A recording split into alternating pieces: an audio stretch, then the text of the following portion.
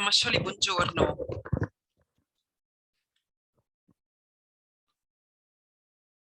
Un attimo. Promuovi a membro. Aldo, come devo fare? Come promuovi a membro? O consenti di parlare come No, autorizzazione? basta che vai col tasto destro sullo spettatore e Sì? scrivi promuovi a membro. Ah, promuovi a membro. Ok, perfetto.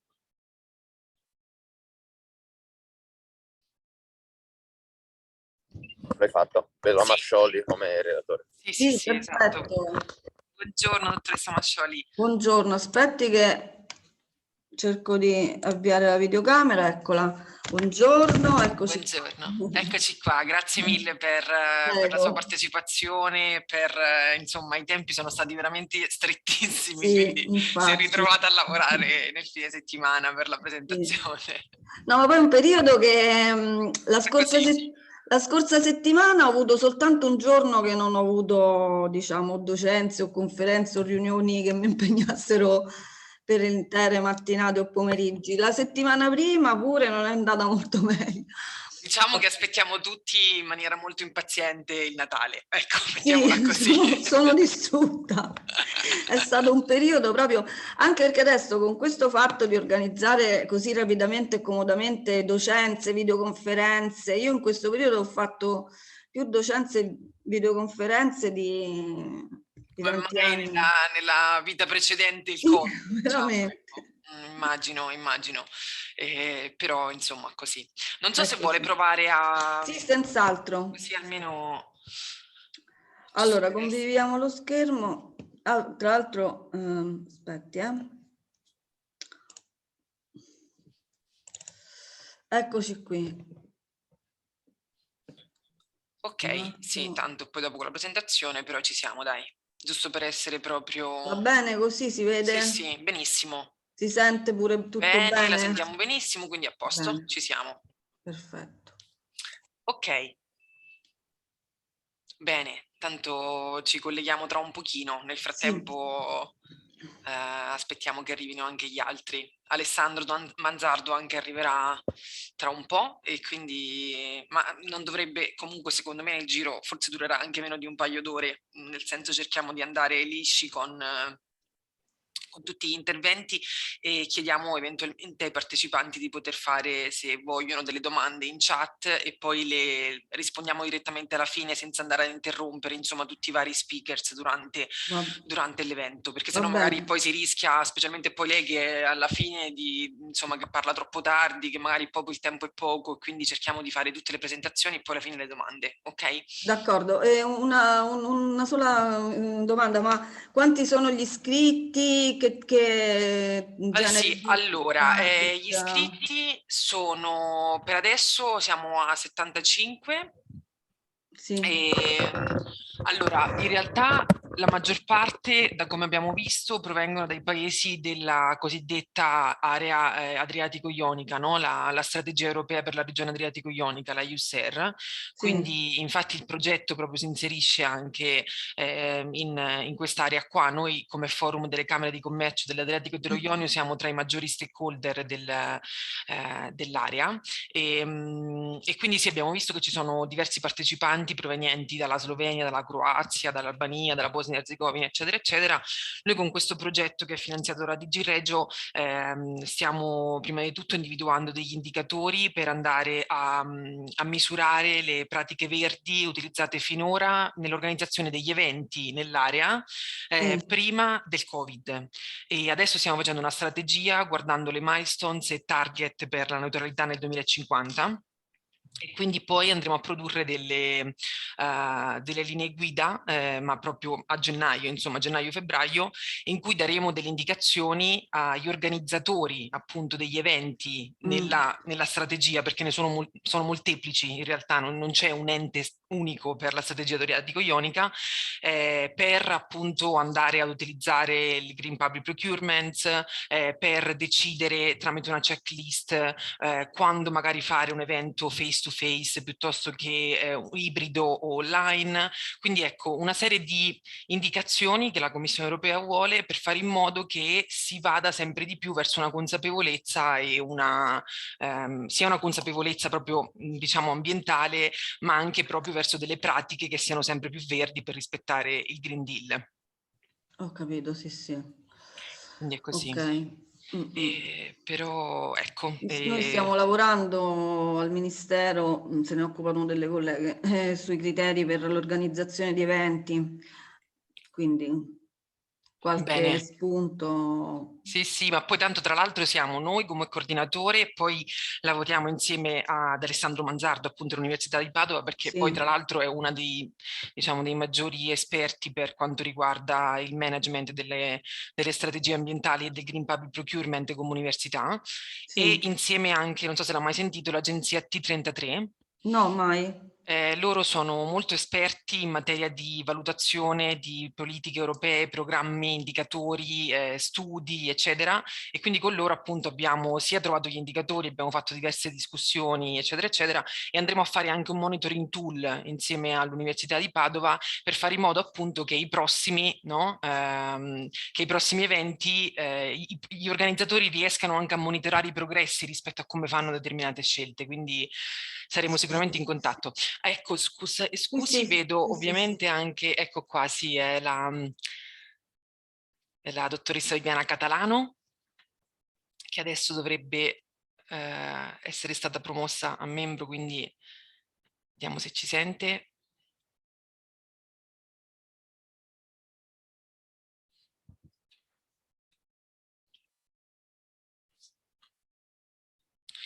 Dottoressa Catalano, ci sente?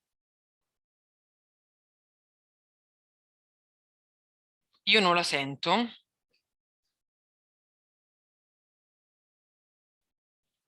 La vedo, non la sento ancora. Eccola. Devono promuovermi a relatore. Eccoci Quindi qua. prima... Buongiorno. Buongiorno, ben arrivata e grazie della sua Grazie. partecipazione. Grazie a voi dell'invito. Benissimo. Non so se vuole approfittare appunto di questo tempo per, se vuole condividere le slide, giusto per Sì, essere sì, tranquilla. sì.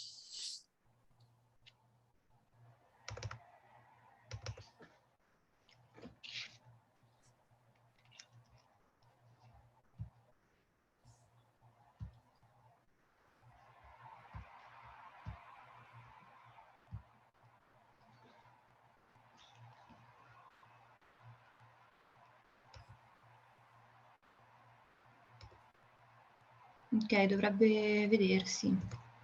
Sì? Si vede bene? Poi metterò Benissimo. la modalità, diciamo, a schermo intero, quindi Perfetto, perfetto. in questo modo qua. E ci siamo. Ah, mi dice anche il nome eventualmente del suo collaboratore nel caso in cui ci fossero delle domande, perché mi diceva che eventualmente vorrebbe far Sì, rispondere allora lui. non so No, se riuscirà a connettersi. ok. Comunque il nome è Massimo Mauri. Così almeno poi se lo È vedo lo promuovo come relatore e potrà intervenire. Va bene, grazie. Massimo Mauri si chiama. Ok. Perfetto. Però ripeto, non so se riuscirà effettivamente a connettersi Sì, ma poi nel non caso, credo che sì. ci saranno magari domande troppo tecniche, sicuramente poi la sua presentazione sarà esaustiva e quindi al massimo Sì, ci diciamo, potrà ho cercato essere... di toccare un po' tutti i punti, quindi però insomma se ci fosse qualcosa, al massimo mi riservo poi di rispondere in un Esatto, secondo momento. ma sì, poi possiamo anche eventualmente lasciare i contatti alle persone che si collegano e Sì, sì, quindi sì, possiamo anche farli assolutamente. connettere con voi tramite mail o altro, quindi va benissimo. Bene, grazie. Prego, allora ci vediamo tra un pochino. A tra Vedo poco. anche Alessandro Manzardo, eccolo.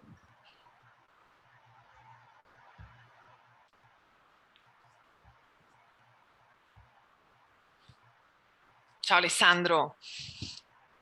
Ciao Nora, dammi un minuto, arrivo. Sì.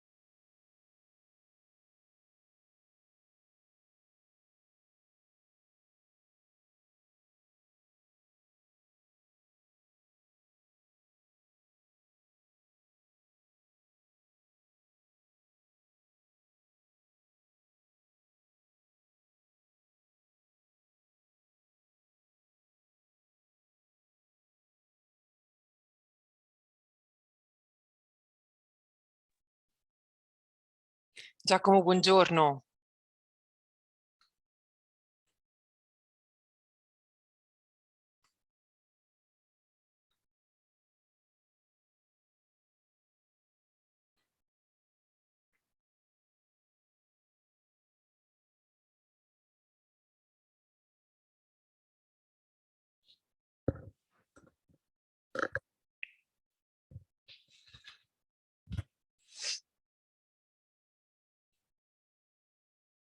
Buongiorno Giacomo, Buongiorno, buongiorno Eleonora. mi senti bene? Benissimo, benissimo. Benissimo, Sì, sì. benissimo. Tutto bene? Spero di sì. Sì, beh, vita intensa come al solito, ma credo che ci accomuna a tutti, no? Sì, infatti lo stavamo dicendo anche con la dottoressa Mascioli che è del Ministero qui collegata, e abbiamo anche gli altri due relatori, la dottoressa Viviana Catalano e ovviamente Alessandro Manzardo, che è il nostro partner di progetto. Eccoli qua. Buongiorno. Buongiorno a tutti. Buongiorno. Ok, aspettiamo ovviamente un quarto d'ora così per far collegare le persone. Intanto chiedo a... non so se volete condividere, se Giacomo vuoi condividere la presentazione per stare insomma tranquillo. Grazie, sì, guarda, facciamo una prova. Certo. Ti ringrazio perché noi ormai siamo abituatissimi con Teams. Ok. Giusto per essere sicuro, grazie. Provo. Figurati. Allora, eccoci qua. Share. Buongiorno a tutti. Ciao Alessandro, buongiorno. Ecco, la vedete, Sì, Eleonora? vedo Benissimo. però anche diciamo una specie di figura grigia che compare alla destra, non so come... Aspetta, vediamo se faccio l'immagine, vediamo, magari così è meglio, con Reading View, no? Io la vedo sempre quell'immagine, non so se Aldo e i tecnici possono aiutarci, magari riescono a capire come si può togliere. Eleonora, io credo che quell'immagine sia, Sì? probabilmente il dottore ha il banner di chi vede in alto e quindi provo a chiudere. bisogna chiudere il banner con la livetta in basso, quella più a sinistra. Così va meglio? Così... E prova a uscire e rientrare dalla condivisione, così vediamo di chiudere. Ecco, così già si vede più piccola, quindi non dà fastidio. Sì, allora è proprio quella, sì. Solo che più piccola di così non riesco, aspetta, provo a metterlo Però così qua. già secondo me non disturba la presentazione, si riesce a vedere bene la slide. La presentazione è un PowerPoint, è un PDF, vero? È un PowerPoint. Ok, è strano. Ma l'ha messa in modalità presentazione, vero? Sì. Ok, allora sicuramente, proprio perché vedo la banda è in alto a sinistra di PowerPoint, vedo slide 1 di 9. No, guardi, faccia così, mi scusi. In basso a destra, se lei vede, sono delle piccole icone monocolore. Sì. Se lei clicca l'icona più a destra di tutte, quella lì, esatto. si dovrebbe risolvere il problema. Sì, quella. Vediamo. Così? Un attimo. Aspetti. Bene, ora va su Display Settings. Perfetto, sì. E va su Duplicate. Sì.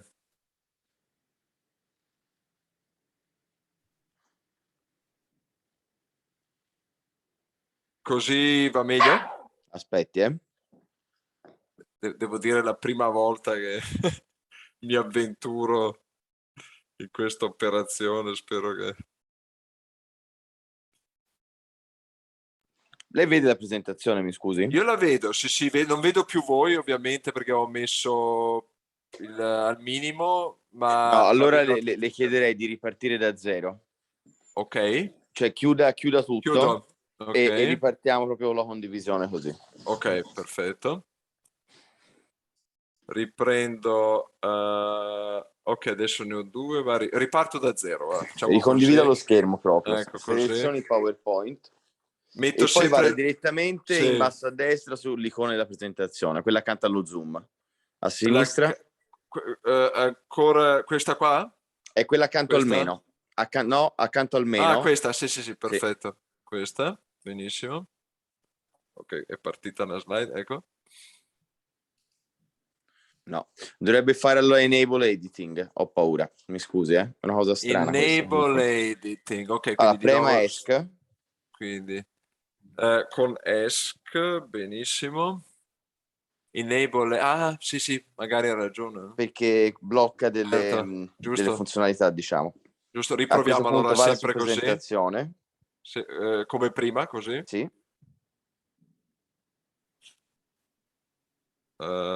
Ecco, però non la vediamo. non la vedete? Ora sì, aspetti. Ora vada su Sì. duplicate. Io però, sì, benissimo. Display settings, trova in alto. Sì, E duplicate. duplicate, ecco. Vediamo un po'. Ecco qua. Rimane sempre un po' quel problema lì, ma già dovrebbe essere un po' meglio, più no? risolto. L'unica cosa le consiglio, quella schermata lì, lei la può spostare ancora più a destra se vuole. Sì, esatto, così. Sì. E Giusto, quella in alto invece dovrebbe fare su altro, poi dipende dalle impostazioni personali, ma la potrebbe far scomparire senza darci sopra con il mouse. Lei trova altro a destra e trova le impostazioni della... Vedi c'è la schermata di Zoom, quella col microfono, il video e il resto. Sì, questa, sì. Sulla destra dovrebbe avere Sì. altro, avere le impostazioni e Sì. abilitare la scomparsa. Hide, sì, video Sì. panel probabilmente. Sì. Ok, adesso Bene. vedete ancora? E adesso Ora benissimo. c'è un pochino, ma insomma si vede abbastanza. Ok. Cioè, secondo me può andare. È stata un'esperienza, Giacomo? Diciamo, guarda, ormai siamo pronti a tutto in questo mondo digitale.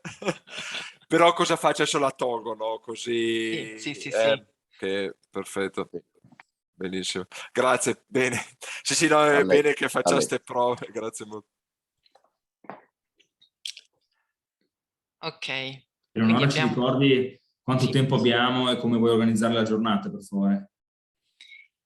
Sì, allora siete 4 relatori, io farò un minimo di introduzione iniziale e poi direi di stare intorno al massimo 20 minuti per ognuno, ok? Tanto più o meno avevamo già parlato con tutti, insomma, di queste tempistiche, quindi spero che vengano rispettate e chiederemo, insomma, ai partecipanti se vogliono fare delle domande in chat e risponderemo solamente alla fine di tutti gli speech, ok? Ok, bene. Aspettiamo un pochino, direi, facciamo anche 10 minuti di ritardo per iniziare, così almeno le persone si connettono.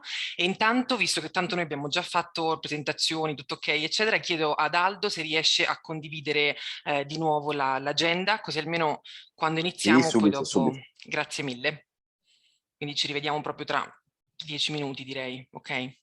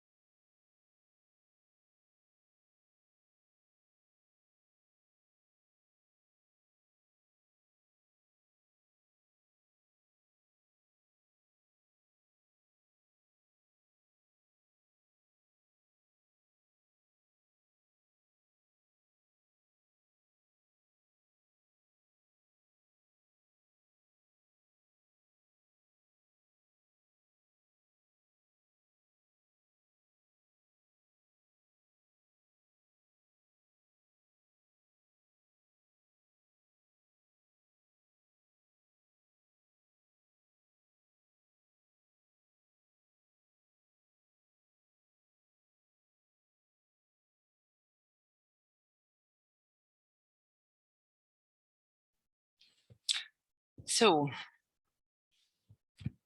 I think we can start.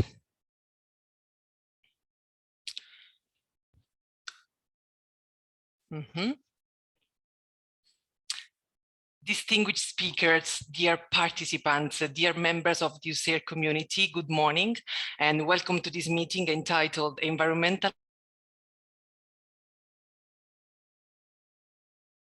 First of all, let me introduce myself and the association that I represent. I am Eleonora Tramannoni, Executive Officer of the Forum of the Adriatic and Ionian Chambers of Commerce, a transnational association connecting more than 40 chambers of commerce all over the Adriatic and Ionian Basin. The forum has been operating since 2001, with the aim of strengthening synergies and enhancing opportunities for the socio-economic development of the Adriatic and Ionian area. Together with the other two fora of the civil society that are the Forum of the Universities, the UniAdrian, and the Forum of the Cities, the FAIC, we are one of the major stakeholders of the European strategy for the Adriatic and Ionian region. Altogether, our networks represent over 130 institutions in the area. But let's go back to today's meeting, which is the first of a series of 3 appointments. It is important to mention that they are financed by European Commission DG Regio in the context of the project EUSAIR, bringing the Green Deal to the region, of which the forum is the coordinator of. So the project in particular aims to raise the environmental awareness and support the adoption of more sustainable practices in the organization of the next EUSAIR meetings once the pandemic can be said to be over. I hope very soon, actually. We all know that the European Green Deal is a top priority for the European Union, and we should consider it first and foremost as a tool for improving people's well-being. Indeed, making Europe climate neutral and protecting our natural habitat will have positive impact for people, for the planet and the economy. The European Green Deal is in fact a response not only to science for preventing the environment, but also to demands for stronger actions that are coming from us, the citizens. That's the reason why we should understand that the EUSAIR community, through multi-level governance and stakeholders, exercise large-scale purchasing power in contracts for goods and services and set the tones on many important political files in the Adriatic and Ionian region. In this perspective, the project intends to encourage EUSAIR participating countries, representatives and stakeholders to act more sustainably and raise the environmental awareness in their daily working and everyday life, in line with the policy objectives set in the European Green Deal. The project has started last June, and we have already identified the most appropriate indicators to monitor the EUSAIR green transition, considering the green public procurement criteria and requirements, as well as green practices applied by the European community in the daily work and in the organization of the meetings so far. Based on the findings of the analysis, we are designing, together with the European Commission DG Regio, a strategy that aims at achieving milestones and targeting climate neutrality by 2050. At the same time, guidelines will be published, including solutions to achieve such objectives and give practical hints on how to switch transition to more sustainable practices, giving insight on green public procurement criteria and requirements, as well as proposing tools on how to organize more sustainable meetings, especially the face-to-face and the hybrid, or when it is necessary to choose the online modality like we are doing today. The forum works in the implementation of this project in cooperation with 2 very important partners, the company T33, which has many years of experience in European policies and programs evaluations, in indicators, studies, capacity building, and with the University of Padua, which is among the leading experts in strategic environmental management and green public procurement. And it is together with the University of Padua that today's event is organized in order to build a common understanding of environmental issues and link between the EU policies, program and regulation, production and consumption partners. We have a very important speaker today on the agenda, and before introducing Professor Alessandro Manzardo, I would like to encourage all of you to share comments with the other participants and write your question, any question that you may have, in the chat box. You can write the name of the speaker you want to hear from, and we will happily answer them at the end of the talk. Okay, so now let's start setting the context by giving the floor to Professor Alessandro Manzardo, who is the Scientific Director of the Research Center of the Quality and Environmental of the Department of Industrial Engineering on Strategic Environmental Management, Life Cycle Assessment, and Eco Design of the University of Padua. Alessandro, the floor is yours. Thank you very much, Nora. Well, presenting my different affiliation might take a while, but you were very, very precise in it. So thank you very much, and thank you for being here today. As Eleonora mentioned, we as university are supporting this project, are partner of this project, and organized the content that will be structured into 3 workshops. This is going to be the first one. My duty today is to give you a basic background on the reason why in Europe we have a strong policy with reference to environment and how consumption is basically involved in the action that set Europe at the forefront for environmental programs. So let me introduce the environmental issues with some slides. I share my screen and I start with the presentation. So wait a second.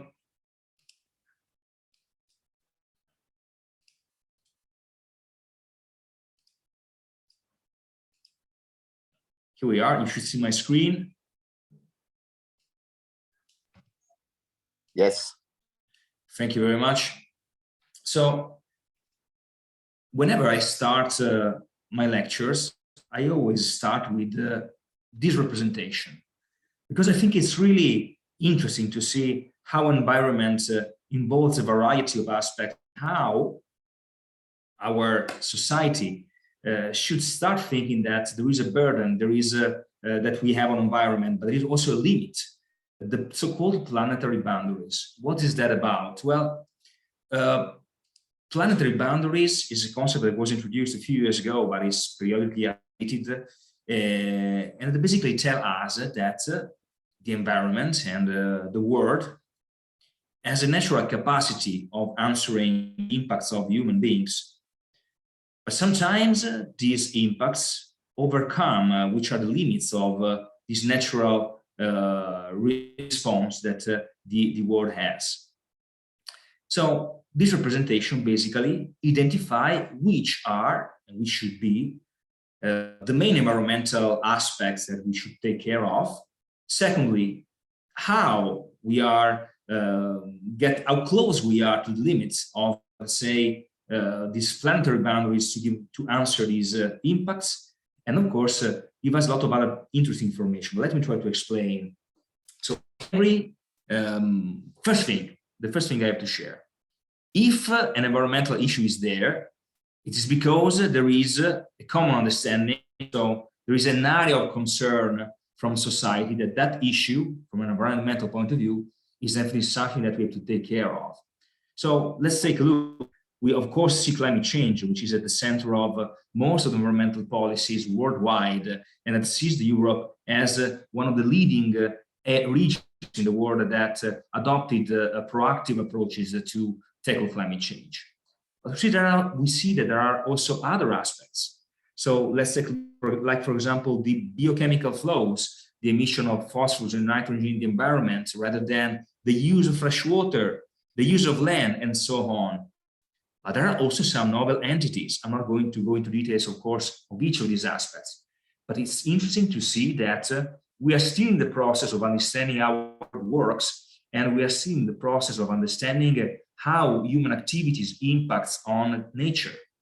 So we have always to think that we need to keep working on with research to find out if there are other interventions between the human environment and the overall environment. Well, secondly, this representation tells us also another interesting information. How close are we to the limits? And what we see here is 3 different colors that give you the idea of how far are we from those limits that are called the planetary boundaries. Well, if we are within the green area, it basically means that we are in a safe zone. It doesn't mean that that issue is not relevant, it's not important. It means that in the way we are managing it, we are still within a comfort zone. When you are in the yellow line, the yellow zone, like climate change, well, unfortunately, it doesn't mean that we're getting close to the limits. It means that data and assumptions, what we can see and what we can measure actually, as a uncertainty that don't allow us to clearly understand if we are already above that limit. Well, that's why, for example, with climate change, we are definitely in an area where climate change is a big concern, because the consequences of climate change are very relevant and very, very impactful. So we definitely need to take action on this issue.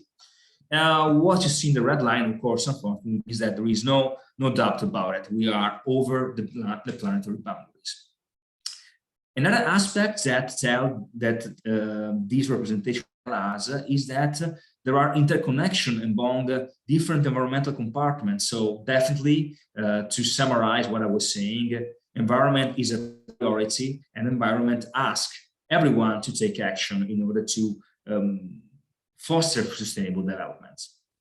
If we want to focus or to clarify which could be the role of consumption and production, which is of course the subject of this representation, I decided to make a focus on the issue of climate change. Basically because everyone nowadays is aware of this issue and probably is more sensitive to the consequences of climate changes. Let's take this. What you see here is a representation of the different contributions of a different sector to the total greenhouse emission that you might know are the main cause for the climate changes that we are facing nowadays. But what you see here basically entail every aspect of our everyday life and our society. We have energy use in industry, which refer to production. We have energy use in transport, energy use in buildings. Well, that definitely is related to the way we manage our, for example, heating system at home. But you see that there are also other aspects like agriculture, forestry, and land that refer both to production but also to the consumption of food. The management of waste, which refer to every activity that goes from the production of goods to the management, for example, of packaging within our houses. And industries like chemical and cement production that basically results in the direct emission of CO2 and greenhouse gases. We can see this representation in a way where we can identify what contributes to the overall picture of these climate changes, but we can also see representation into two big, I would say, area. One is the area of production, because behind each of these contributions to climate change, there is the production of goods, the release of services, and we can also see the consumption. What does that mean? Well, it means that a comprehensive approach towards environmental management should definitely consider both production and consumption patterns. Well, this is the focus of climate change, but we could probably see the same in every of the environmental issues that we have presented with my previous slide. In fact, this kind of approach has already been part of what are called the Sustainable Development Goals. I'm pretty sure that each of you knows what I'm talking about. We're talking about 7 goals that the United Nations has identified as a priority in order to achieve a sustainable development within 2030. It's interesting to see that you see there are many environmental issues, not only environmental issues. Here you see there are also economic and social aspects, but all of these refer to the area of concern of environment that we have presented with the planetary boundaries. But there is also at least one or two, actually more than two, but at least one very important area that is the ground of each of the environmental issues we have discussed, which is responsible consumption and production. So let's say that the United Nations definitely identified the role of the production systems in this and the roles of consumers.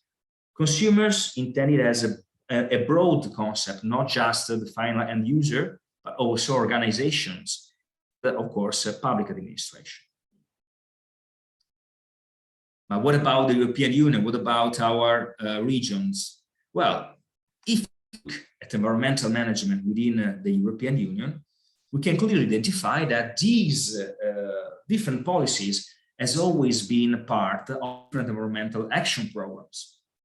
What can we say about it? Well, starting from the very first action program, which, as you see, interested the first half of the 70s, from 1973 to 1976, to the last action program, the one which are in today, is that refer and includes the so-called Green Deal. We're going to have a presentation also on these aspects of the Green Deal. What can I say? Well, definitely the approach toward environmental management changed a lot. It changed from a focus-oriented, which was the first approach, that basically included also, we have a problem, let's try to focus on the problem and let's try to solve the impacts of the problem once the problem took place. But we can see that this approach changed over time and went from this, I would say, that focus towards a more proactive approach, which actually started with the 6th action program and referred to these 3 keywords that we're going to discuss the following slides of my presentation. Voluntary agreement. Yes, with the European Union, what we want to achieve in order to a good and correct environmental management is not just based on regulation and mandatory requirements, it's also based on a proactive approach. So let's try to put together all of those tools, environmental management tools, that can support the competitiveness of an organization, no matter if it is a public authority or a private authority. Comprehensive approach, we'll say something more about this later on, and life cycle thinking towards what is the next generation of objective that refer to the net zero greenhouse gas emission, but you will know more later on today. Well, the European Union, within these programs, specifically between starting from 2003, basically translated these concepts of sustainable production and consumption into actual policies and actions. The very first one, and you see it was 2003, so a few years ago. That's why I keep saying that we are the front in environmental policies. It was introduced the so-called integrated product policy. What does that mean? You cannot see the product as only something that we use, but you have to see the product as something that we have created. So starting from the extraction of raw material to the end of life management. Only in this perspective, we can basically support an economic growth that is respectful of environment.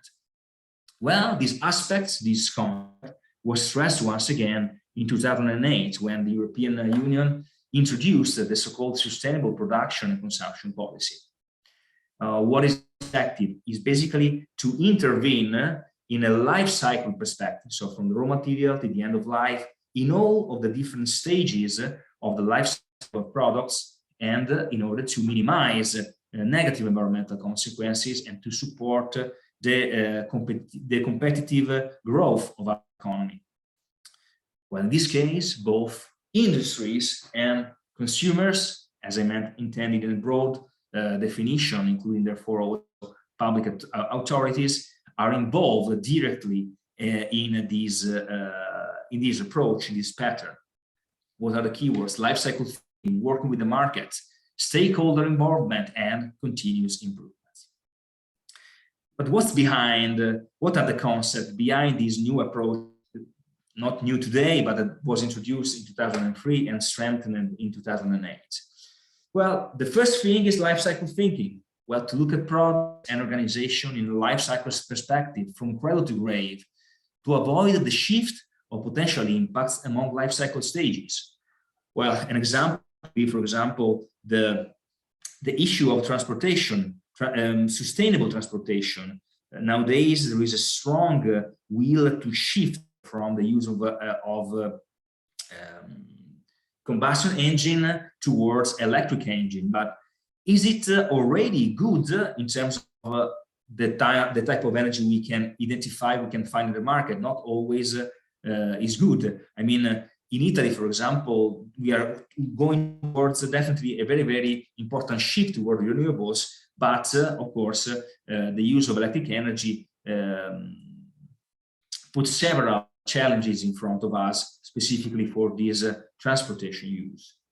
A second aspect is comprehensiveness. Well, if we could go back to the slide on the so-called parameter boundaries, when I tried also to tell you that the different compartments are interacting to each other, but definitely because of this, we need to have a comprehensive overlook of environmental aspect, not just focus on one aspect such as climate change, but try to have a broad approach in order to prevent burden shift from one environmental category to another. Last but not least, the system approach.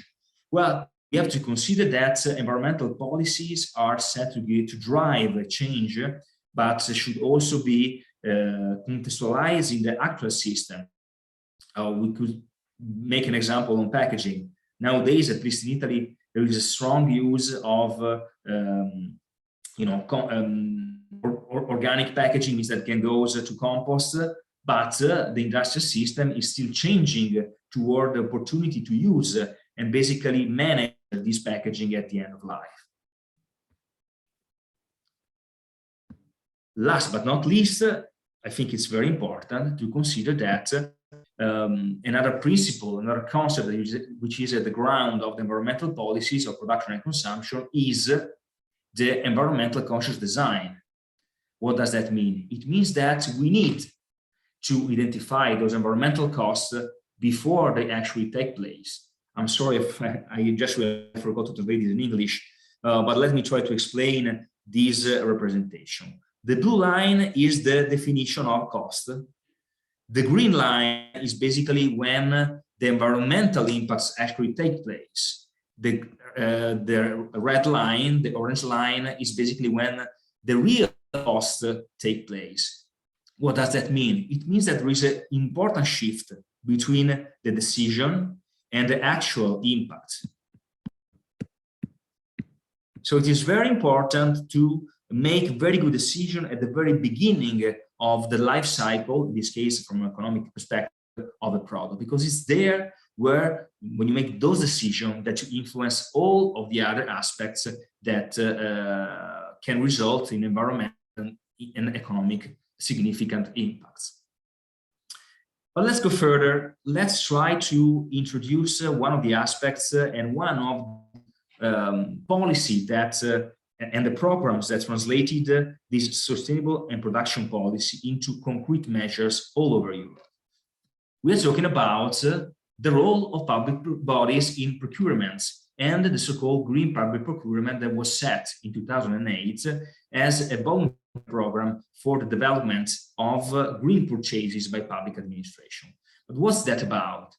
It's very interesting because it's about the acquisition of products and services by public bodies and all of the procedures that allow these products and services to be acquired by public bodies. Why public bodies? Because public bodies in the European Union are recognized to take a leading role in what is the change towards the so-called European Green Deal.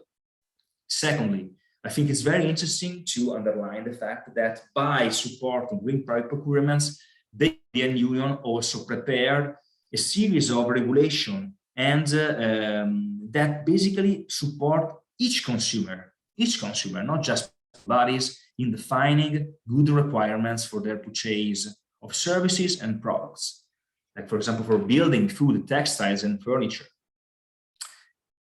What else? Well, you have probably realized that to give you a basic view of what are the environmental policies, you have to go back in time for a while, because we have discussed policies and actions that related to 2003 and 2008. But I think this is very interesting because the ground of what we're going through today, the European Green Deal, sets there. But as you see, also the recent disposition from the European Union strengthen these concepts.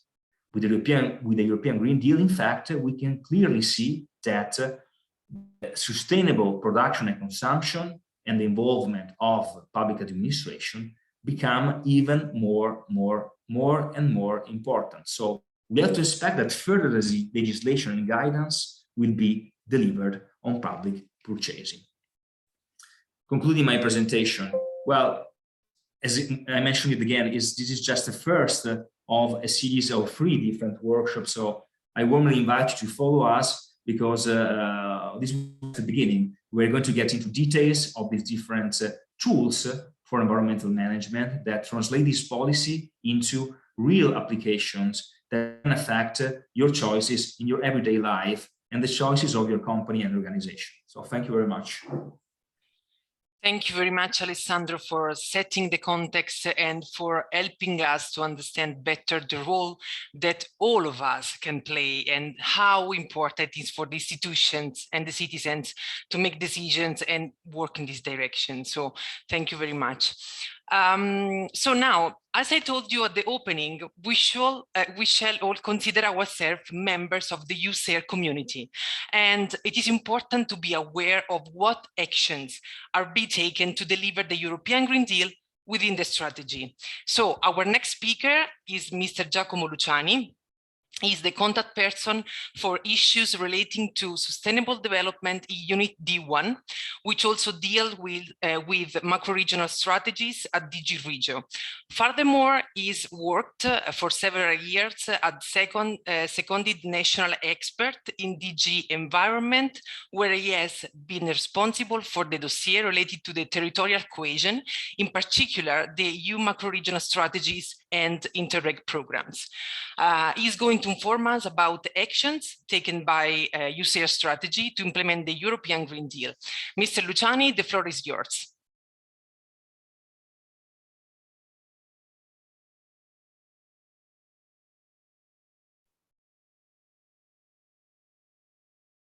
Thank you. Yeah, thank you very much. I just made a try as we had some issues before for the presentation. Thank you very much, first of all, for the invitation. I don't know, you can see the screen now or not yet? No, not yet. Sorry, 1 second. So because here strangely I don't have anymore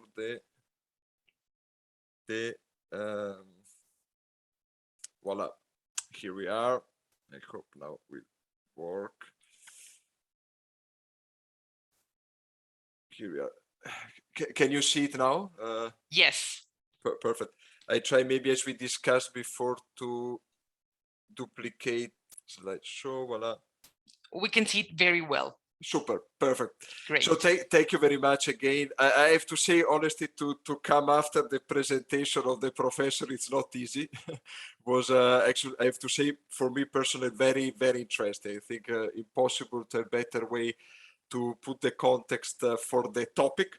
We say whatever we try to do here is a bit maybe in a broader way to try to underline more the synergies between the EUSAIR and European Green Deal overall. And in particular, as you can see, try to explain why and how I think there are really potential for this transition from EUSAIR to the European Green Deal. And I will do this basically on the basis of 4 key words: solidity, complementarities, potential, mutual benefit.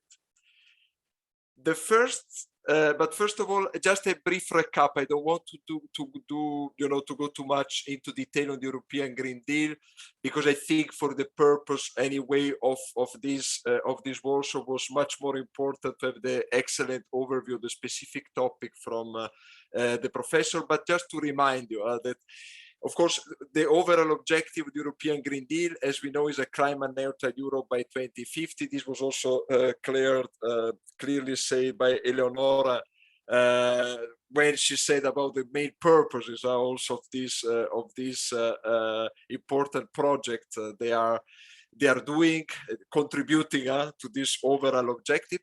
But as you know, what is one of the main features of the European Green Deal is that in order to reach this overall objective, basically underlines the interconnection between all the different, let's say, sustainable growth related fields. For example, how it importance the aim to transform the transformation to a circular resource efficient economy, preservation, restore of ecosystem and biodiversity.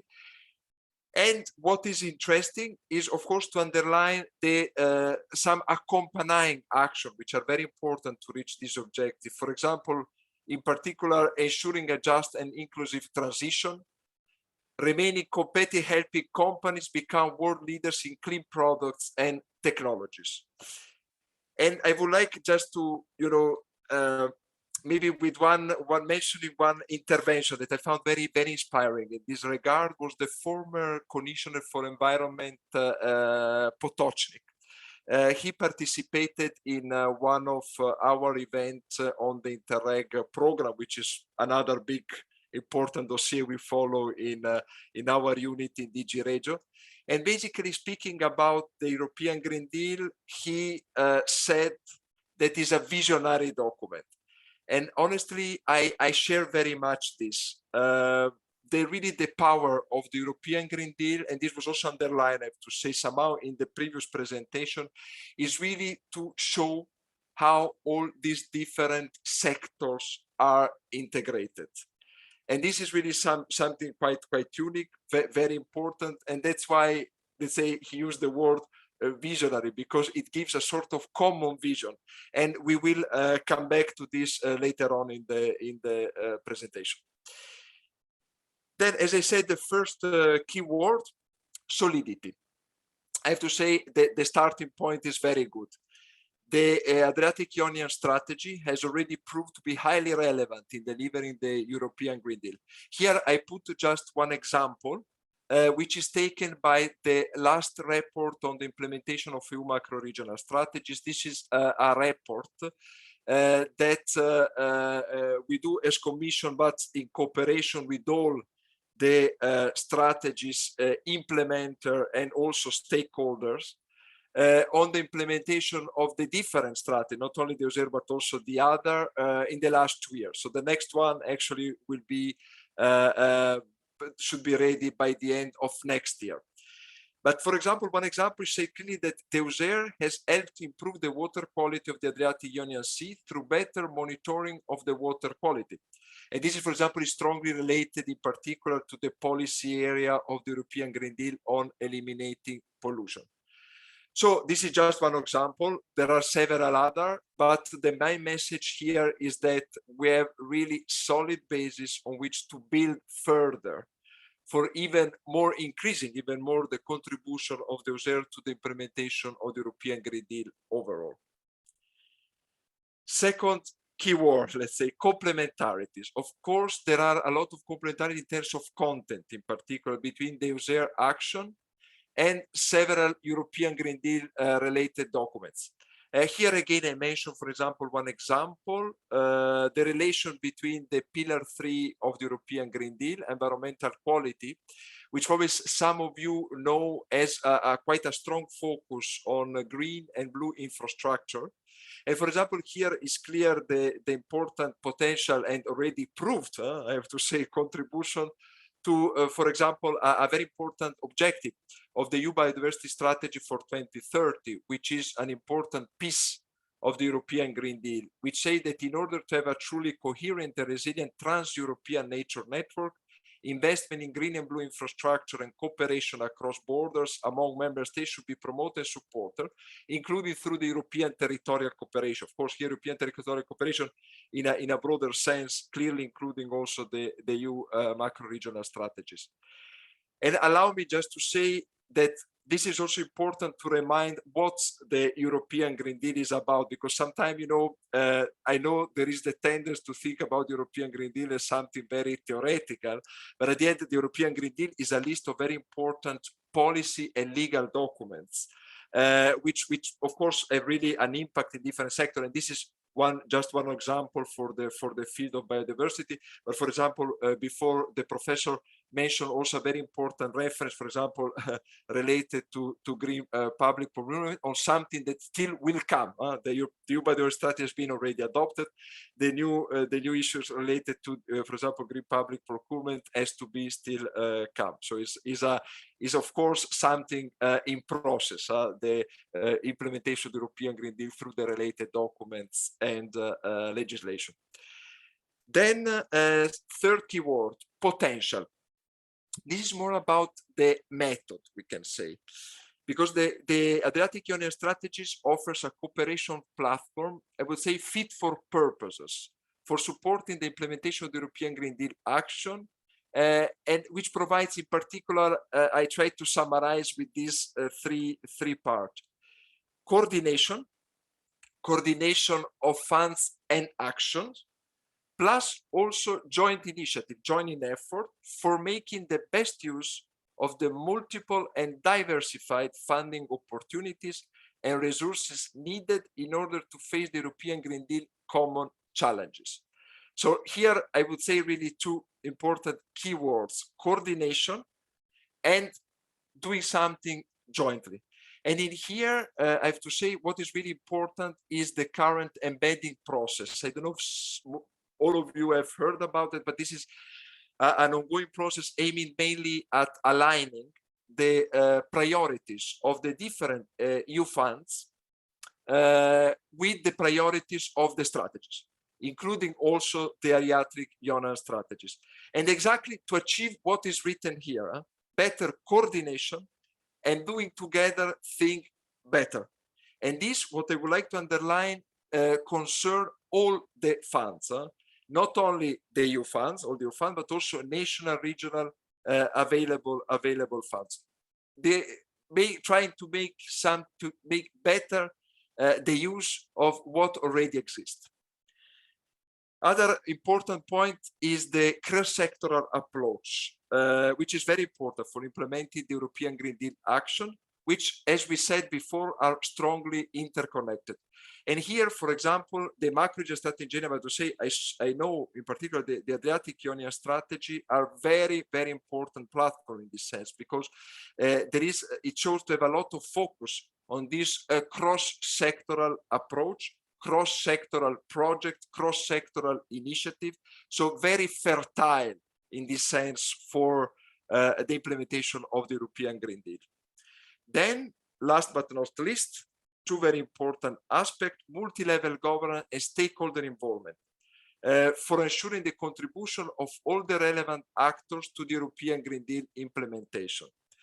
So here about stakeholder involvement, that was mentioned also by the professor in his presentation, but to say already this important project led by the colleague of the Adriatic Ionian Chamber of Commerce is an example about the importance of the stakeholder involvement in the strategies, in the macro-regional strategy, in the Adriatic Ionian strategy, and as you know, also multi-level governance is one of the main features of the macro-regional strategy. Some it's more prominent, in some a bit less, but it's very important. So this really coordination and dialogue between the different level of governance, national, European, national, regional and local. And this is something essential for the implementation of the European Green Deal, exactly because of the nature of the European Green Deal. As we said, it concerns a lot of sectors which are improved at different level in terms of governance, but also where the mobilization of the stakeholders to acting on the ground is essential. We have a lot of example also this, for example, the European Climate Pact, probably some of you know, in the framework of the European Green Deal, which is exactly about mainly stakeholder involvement for action against climate change. Then last keyword, mutual benefits, what I like to call a bit a win-win relation between the strategy and the European Green Deal.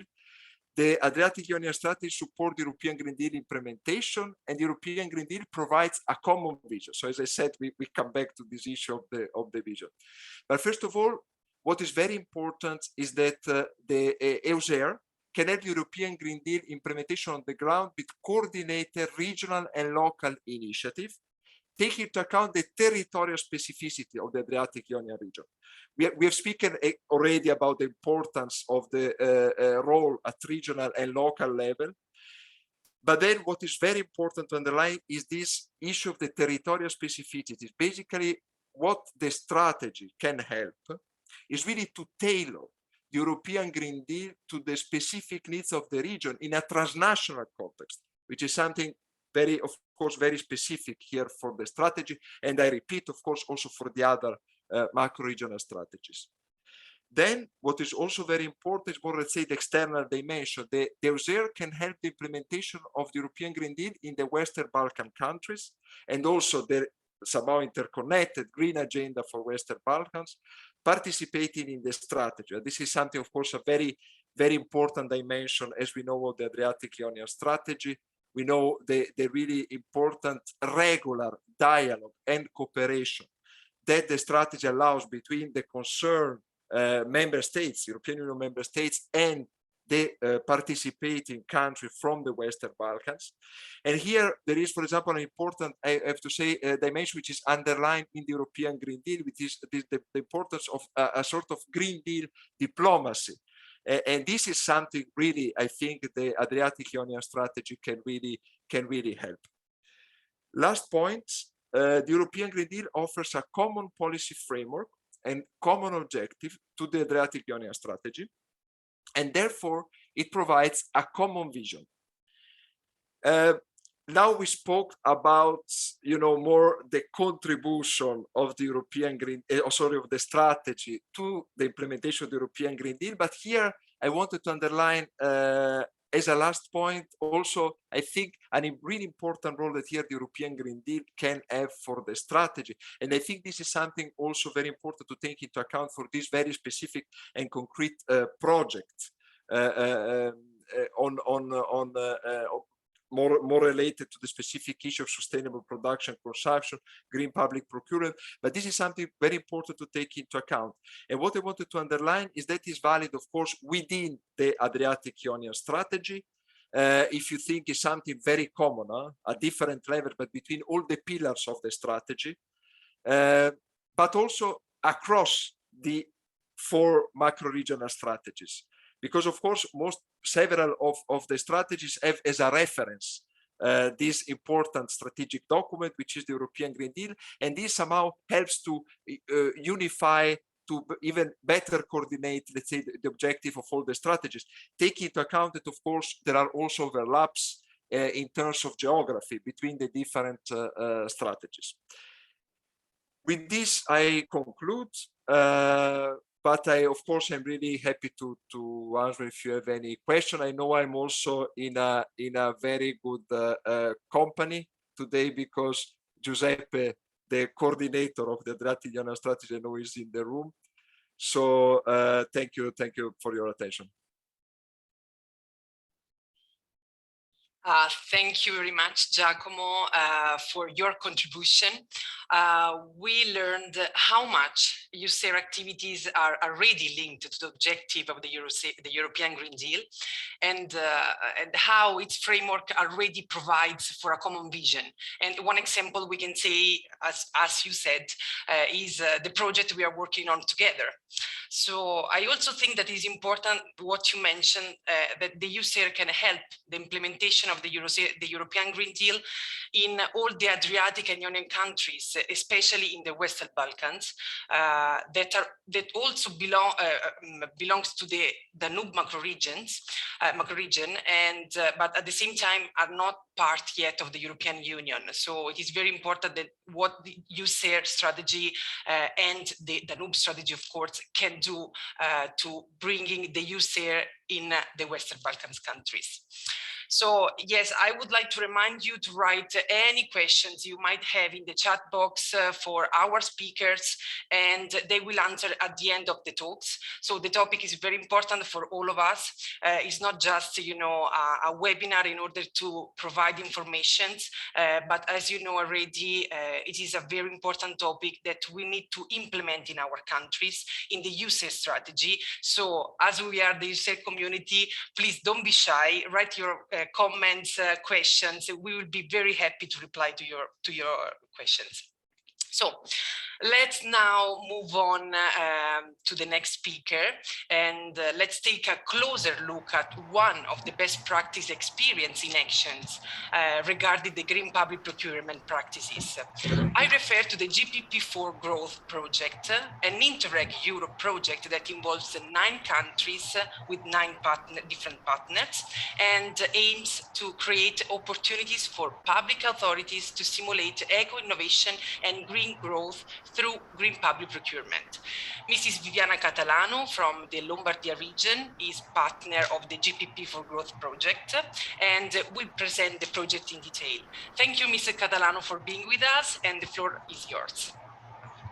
Thank you very much, Eleonora, for your introduction. Good morning, everyone. Thank, of course, to the organizers for inviting me today. I'm sharing my screen for the presentation. Can you see it? Yes, we can see it very well. Okay, so as Mr. Mannoni already said, I will bring the experience of the GPP4 Growth project, and I will tell you something about the activities implemented by Lombardy region, both in the frame of the project and our regional action plan for green purchases. We already resumed the concept of GPP, that stands for Green Public Procurement, and it is the process whereby public authorities seek to procure goods, services, and works with a reduced environmental impact throughout their life cycle, using green criteria when evaluating tenders. And so GPP4 Growth, whose entire name is Green Public Procurement for Resource-Efficient Regional Growth, is a European project approved in the framework of the European Interreg Europe program, which aims to create opportunities for public authorities to stimulate eco-innovation, resource efficiency, and green growth through GPP. In particular, it aims to improve efficiency policies of resources and to support public administration and companies to adopt approaches that consider the cost of the life cycle resources and improve overall management, resources, and waste through GPP, and by sharing practices and experiences and to report the lessons learned in policies and action plan. So the idea behind is that green purchases, if implemented in an organic and systemic way, represent today one of the most effective tools to achieve many of the objectives contained in the environmental strategies of the European Union, like the efficient use of resources, the circular economy, and climate agreement. The very important concept with the central focus of this project is the so-called green growth, a concept that allows to have a perspective of sustainable development. It is a strain, a real growth towards sustainable development.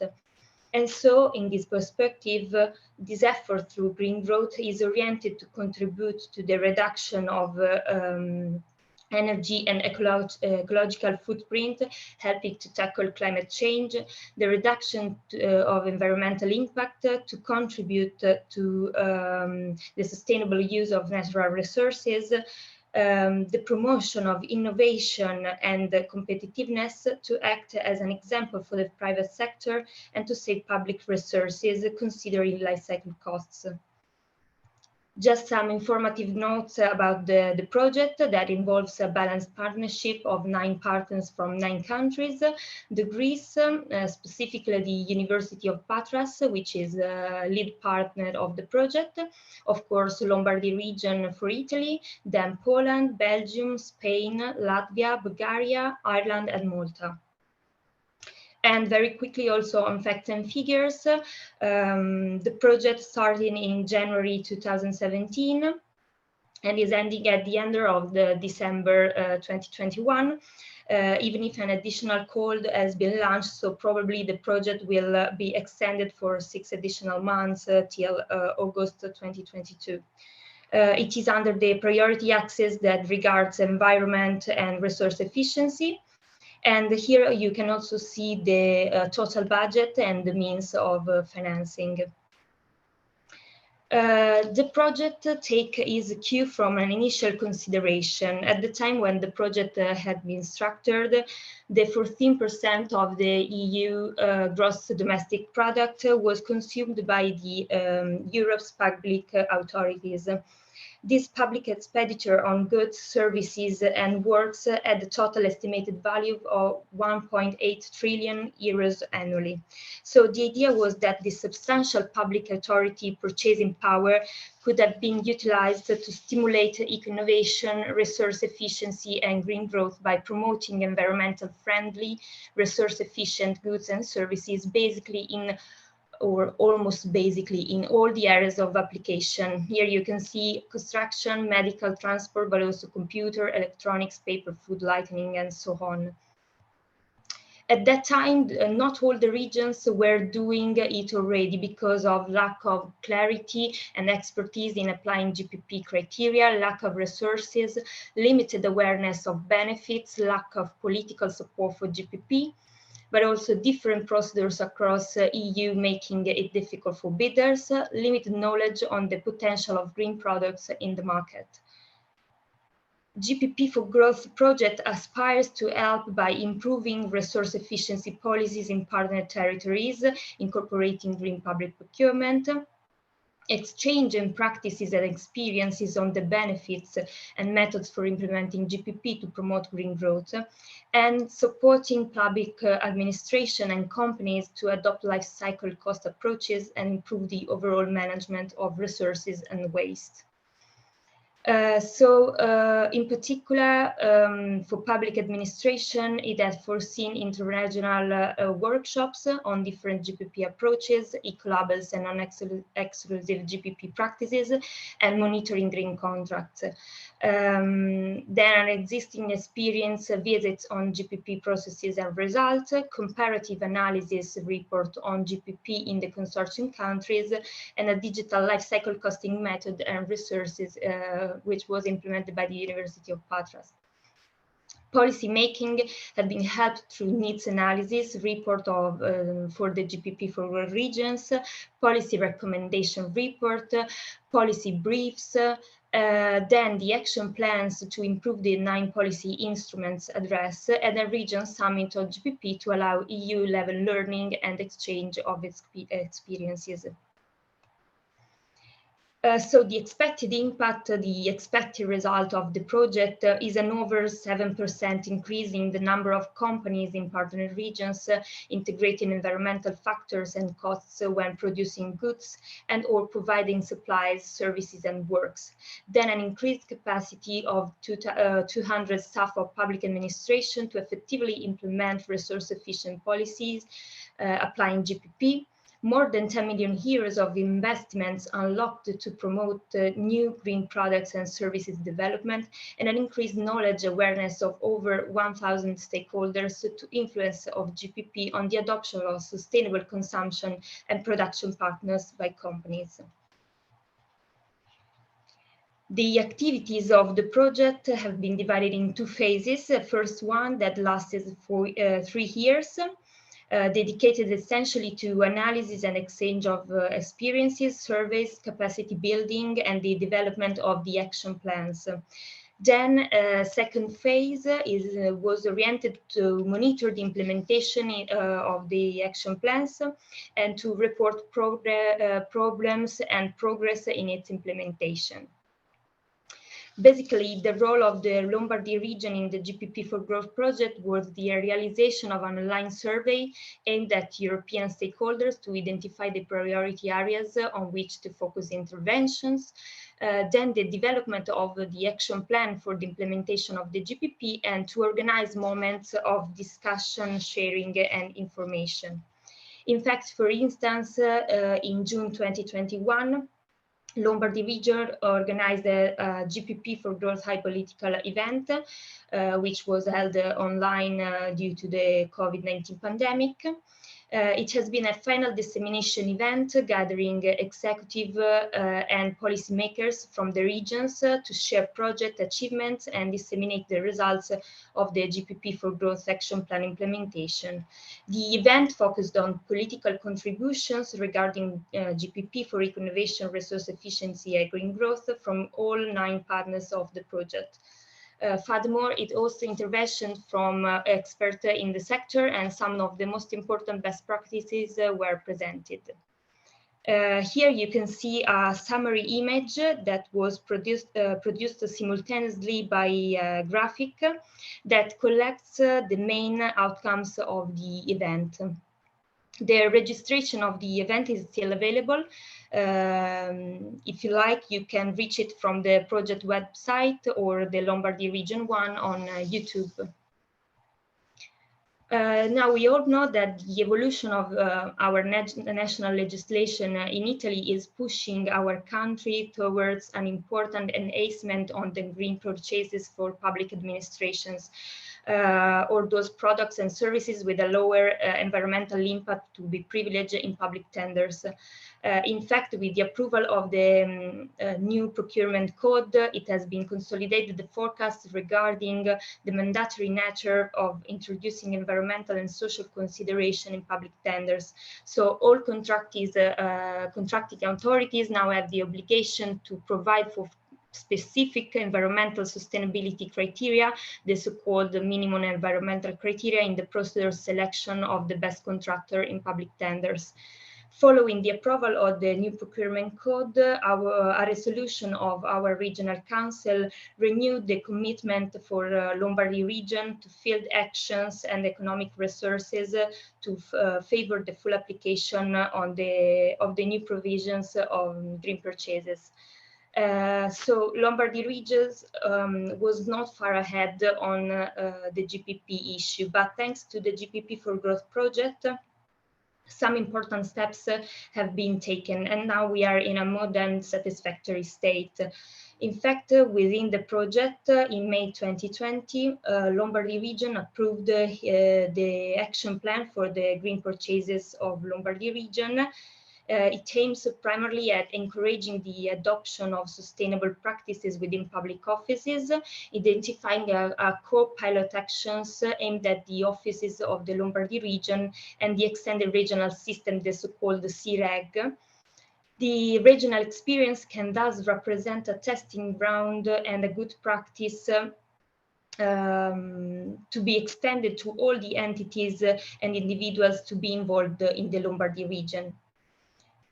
The objectives are to reduce the environmental and social impact of goods, services, and works applied by our public administration, then select the best performing and most innovative suppliers, to promote environmental product and process innovation, increasing the competitiveness of Lombard companies, and streamline purchasing processes and save costs along the life cycle. The plan follows 4 lines of actions to improve the sustainability of the Lombardy region and the CREG system, and then promote the application of GPP guidelines introduced by the procurement code through the improvement of knowledge and skills. As regards the sustainability of the Lombardy region and CREG buildings, we started a monitoring of the status to check the environmental sustainability of our regional offices and the CREG system bodies. Energy diagnosis, consumption and waste production, and CO2 emissions analysis of building zone have been implemented. When completed, starting from the results of the energy audit, the action plan foresees to elaborate a plan to implement energy efficiency and reduce consumption and compensation program for residual CO2 emissions. As for the sustainability in the activities of contracting station and companies, unfortunately, due to the COVID-19 pandemic, several initiatives have been postponed, but we have taken some steps. In fact, the Lombardy region, with internal resources, have carried out a communication campaign called Plastica Consapevole, that in Italian means Aware Plastic, aimed at directing its staff towards more conscious forms of behavior, but also having positive repercussion on the outside. It consisted basically in the installation of microfiltered, cooled and added carbon dioxide water dispensers at Palazzo Lombardia in order to enhance the sustainability of the building in terms of resource consumption. If you think that at Palazzo Lombardia, hosts more than 3,000 workers and receives every day hundreds of guests, therefore, you can imagine that it is an action that, for its part, still expects a good impact on the whole society. The main benefits, in fact, are the resource consumption reduction, the increased awareness of more responsible behaviors, and, of course, money saving. The installation of microfiltered water dispenser at Palazzo Lombardia has been completed at the end of January 2020. And after a few weeks, we have started the lockdown. So for this reason, we cannot measure the result yet. But now we can, however, estimate an approximate reduction of 1,000 plastic bottles per day. Then we hosted an immersive exhibition at Palazzo Lombardia with images of Mandy Barker, a British artist who received the international recognition for her photographic work on plastic waste. Here you can see some picture of the exhibition. Then functional gadgets has been distributed to the employees, for example, reusable water bottle made of glass. Moreover, the Lombardy region organizes events, appointments. There are opportunities for exchange, reflection on the future and involvement. For instance, last week, the second Forum for Sustainable Development took place, and it has been a really fruitful occasion to receive important contributions and ideas for the future. Another indicator that we use to detect the sustainability in the activities of contracting station and companies, it is definitely the monitoring system. It is a tool that detects the progress data of the Creiamo PA project, observed and analyzed from a procedural, financial, and physical point of view. The monitoring contributes to the systemization of both the large number of data generated by the project activities and the information flows between the subjects involving various capacity in the management implementation of the Creiamo PA project. Lombardy region annually provides its data. In fact, ARIA which is the central purchasing body and single regional contracting authority for the aggregation of purchases for the entire Lombard public administration, and is responsible for optimizing and rationalizing the purchasing procedure in close connection and coordination with the Lombardy region and the Ministry of for Economy and Finance. Provides its data, and the regional and all the purchases made by area in 2020 contains the minimal environmental criteria for an economic value of almost 90 million euros. We already talked about the events and water dispensers. The sustainability of individual employee behavior is also important, and it is important to develop a sensitivity toward the issue of environmental impacts generated by individual behavior through a dissemination aimed at the staff of public offices. I already told you about the 3,000 employees that work every day at Palazzo Lombardia. Then finally, last but not least, we are starting some discussions to update the action plan, also considering the necessities arose from the COVID-19 pandemic. Very briefly, first pilot action was designed for the collection, disposal, and possible reuse of surgical masks following the COVID-19 pandemic. And then a second action, pilot action, regards the making the services at Palazzo Lombardia sustainable and outsourcing this best practice to all the local offices by strengthening separate waste collection, activation of a circular mechanism of regional services, reduction of plastic use with particular attention to beverage and snack distributors, and monitoring of the cleaning and sanitizing products used and fight against waste. Here you can find my contact if you have the necessity to ask for further information, the website of the project and Lombardy region, and the social media of the project.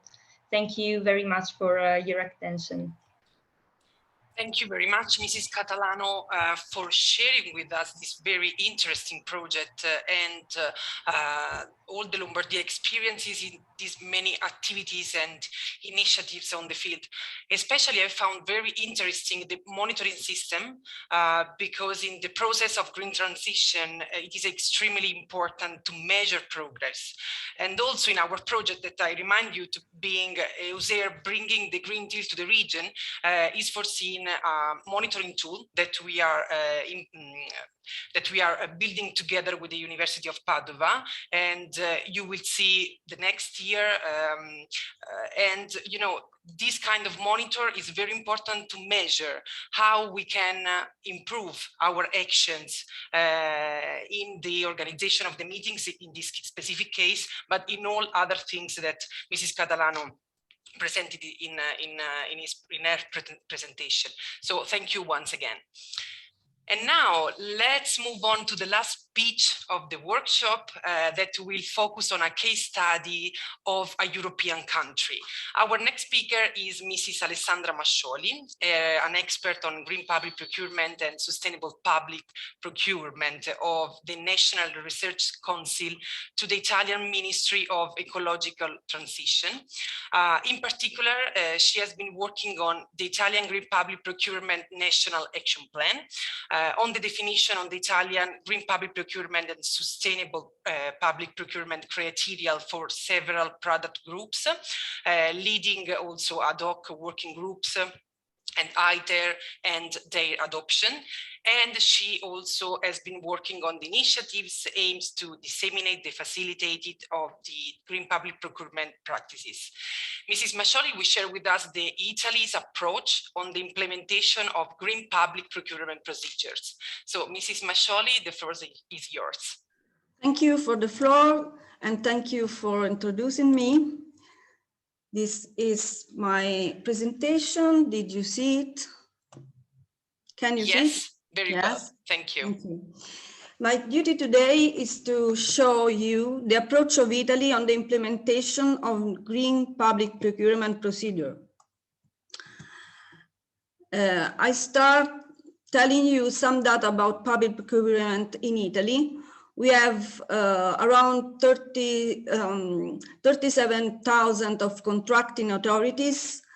The public procurement expenditure in 2020 was 232 billions of euros, without considering public procurement for supply and services less than 40,000 euro in value, and works less than 150,000 euro in value.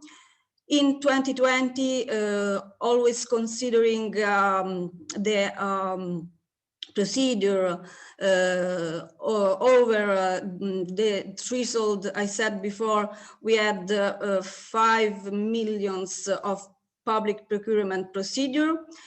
And in Italy, the public procurement spent on GDP ratio is about 11%. We still don't know how much is the public procurement spent for product groups covered by the minimum environmental criteria. Its program a specific monitoring system, electronic monitoring system through our anti-corruption national agency, but is still don't still yet don't realized. We start from a voluntary approach on GPP, but in 2003, in Italy, a law established the mandatory procurement of the 30% of products with a minimum recycled content. In 2008, in Italy, has been adopted the GPP National Action Plan, and in 2009 started the definition of the minimum environmental criteria adopted by decree of the Minister of Ecological Transition on several categories of supplies, services, and works. In 2013, the GPP National Action Plan was amended, but the main step in this policy was with the entering into force of public contract code, Italian public contract code, that in article number 34 state that all kind of contracting authorities have to contribute to the environmental target set within the GPP National Action Plan, integrating into the tender documents at least the technical specification and the contract clauses defined in the minimum environmental criteria.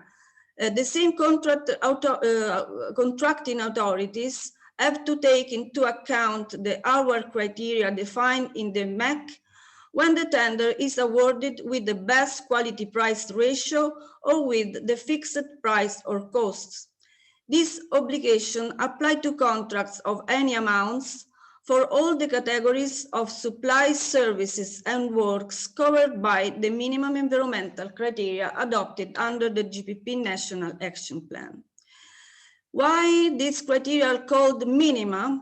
These criteria are called minima because they are the basic requirements going beyond the legal requirements to qualify contract as environmental preferable in relation to the market offer. They are also called minima because they do not prejudge the possibility to introduce more challenging environmental requirements into the tender documents. The structure of these documents start with a forward. This forward is very important because it contains suggestions to the contracting authorities about how to foster the decoupling between economic development and environmental impacts in relation to the specific needs analysis.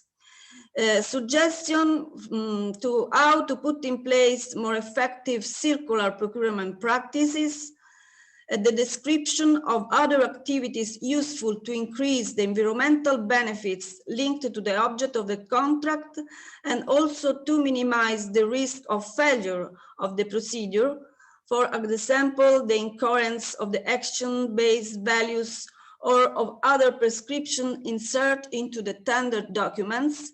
And also the forward contain the approach forward for the definition of the minimum environmental criteria to increase the environmental and social benefit in the relation of the market offer. Then in the subject matter, there is description to select the better environmental ways to satisfy specific need, or outline the conformity to the environmental and where present social sustainability, so to indicate the presence of environmental and possibly social requirement in the tendering process. There are criteria for the selection of the candidates, the qualification requirement to prove professional and technical capacity to follow the contract with the best environmental way. There are technical specifications that are the mandatory requirement of the works, services and supplies. Contract clauses provide indication to execute the contract in the best environmental way. All criteria that are the requirement to which a technical score is to be attributed for the purpose of award the contract according to the best value for money approach. Each environmental criteria also contains the verification section with the means of proof for demonstrating compliance. The minimum environmental criteria are based on technical reference. First of all, the core and the comprehensive criteria of the European Commission GPP training toolkit. Criteria established by environmental labeling scheme. First of all, the EU eco-label. Criteria defined with a life cycle assessment approach downstream of analysis of the needs of an analysis of the production processes and the characteristic of reference products and materials, taking into account the related environmental innovation, also with the contribution of the Trade Association of Economic Operators as sectoral experts, researchers and technologists. The procedure followed to draft the minimum environmental criteria is long, are defined within an ad hoc working group composed by representatives of the Trade Association of Economic Operators in the sector concerned and their supply chains, also expert representative of other central institutions, research bodies, the concept that is our central purchasing bodies, and also buyer offices of central purchases bodies, municipalities to have also their buyer expertise on this subject. We have a lot of product groups covered by the minimum environmental criteria. Other product groups are included in the minimum environmental criteria, even if they are not in the object of the MAC. We have criteria on building designs, construction, maintenance, furniture, in textile products. We made criteria also for the styling services of used textile. We are in fact approaches the circular procurement practices with the circular, with changing the product instead of furniture contract of services to dematerialize the needs. We are also working to draft minimum environmental criteria for the organization and management of events that include also criteria on catering services. And this in this table, you can read all the criteria much linked to foster circular economy. In our criteria, there are many prescriptions that will be made mandatory until European legislation in the future, as this is was announced within the communication of circular economy action plan of the European Commission. For example, in Italy, the construction material used for the maintenance, the construction of the buildings must have a minimum content of recycled, recovered, and byproduct materials. And these are criteria that will be mandatory under European legislation. We also have mandatory criteria on minimum recycled content in packaging of detergent, and also this is a measure that probably will become mandatory through the European legislation. We have also, for example, criteria for catering services and food supplies that are strictly linked to all the measures indicated by the European Commission in the communication From Farm to Fork, strictly linked to the European Green Deal. And here you can read all other examples of interesting criteria. We see that the leverage effect on the markets, it's greater if the criteria requested are homogeneous and if relevant, the public expenditure on goods, services, and work comply with those criteria. In fact, before mandatory sectoral GPP criteria, very few contracting authorities use GPP criteria, and the criteria differ from one tender to another.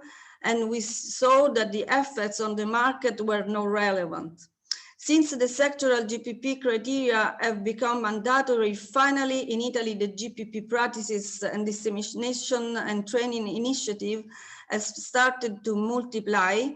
The capacity building on this task is increased a lot in Italy, and contracting authorities are much more expert to implement GPP practices. For example, we have data from CONSIP on sustainable procurement. That's mean procurement on product and services comply to MEC. In 2019, 5.5 billion of euros spent on this. It is possible also specific centralized green tenders for certain product groups to simplify these issues. And also with our compulsory framework on GPP, there is the market that monitors the respect of the law. A tender without GPP criteria is challenged by the green potential bidder and must be cancelled. So the GPP practice increases year by year, and the sectoral market increase their environmental performance. MEC have also become a point of references for green banking procurement. Training activities were done on these issues. We see also an increase of certificated or eco-label products and services, and this simplified the whole phases and the verification of the GPP criteria compliance. That is difficult tasks, as the buyers know well. This is the new website of the Ministry of Ecological Transition, in which are published all the information of the national strategy on GPP, and also are published in Italian all the minimum environmental criteria. And this is the website of the main training program on GPP and of the minimum environmental criteria management at the central level. Thank you for the attention, and I give you the floor. I'm ready for any question. Thank you very much, Mrs. Mascioli, for your speech and the very clear contribution which help us understand how a European country like Italy is approaching the Green Deal and the application of the green public procurement. Thank you very much. So now let's see the questions in the chat. We have received some. The first, I think that I can leave to open to all the speakers is how can policymakers create a better level playing field and regulations to promote a wider adoption of green public procurement? Who would like to reply?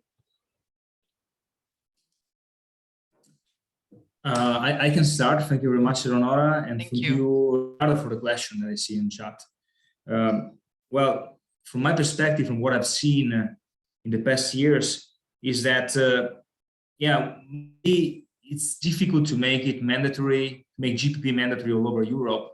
But definitely, in my opinion, what we see when we take a look at the experience of Italy, at least in my opinion, environmental criteria should be set as a kind of premium criteria. So basically should be used to as a plus in purchasing. So this is something that it can be probably very helpful all over Europe to further implement the field of GPP adoption. Of course, I'm from Italy too, and I think that what I see here is definitely something that is helping the market towards this change. Many public administrations are changing their way they think when they purchase and actually have adopted the GPP criteria as Dr. Mascioli presented. So I think that it could be a good reference for many other countries. And if not from a political level, I mean, it can also be something that us as public administration can decide to adopt. So policymakers are not only those that are at the top of the European government, but are those also that works every day in local bodies. So the public organization and administration should decide by themselves to take this lead and this role that the European Union asked them to adopt. Thank you. Thank you very much, Alessandro. I don't know if the other speakers would like to add something. Or we can, yeah, if please. I can add something. Sure. As a view of a public administration, I would like also only to say that our idea was basically to start from our own structure and those of the regional system to set a good example, a good practice, and also to influence externally. As Professor Manzardo said, as regard public tenders, our central purchasing body carries out the aggregate tenders of the Lombardy region, taking into account energy efficiency and environmental criteria, both through the minimum environmental access criteria that are mandatory and through also non-mandatory technical award criteria. I can tell that the idea is to always keep the team alive through discussion and adopt strategic documents and action plans for the application of the GPP. This is the experience of the Lombardy region. So. Thank you very much, Mrs. Catalano. Yet, I mean, as a policymaker, I think that your contribution is really important to share with all the participants. So now I will see the next question. This one coming from Okay, this one. Could these minimum environmental criteria European Commission be shared as well? Is this condition prevailing to cost criteria? Usually more sustainable and responsible is still more pricey. So how it practically changed the public procurement? I think it is addressed to, could be addressed to Mrs. Mascioli.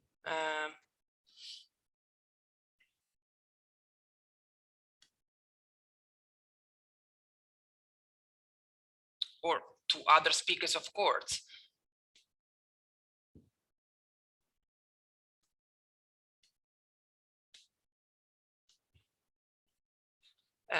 Mrs. Alessandra Mascioli, would you like to reply to these questions, or at the microphone?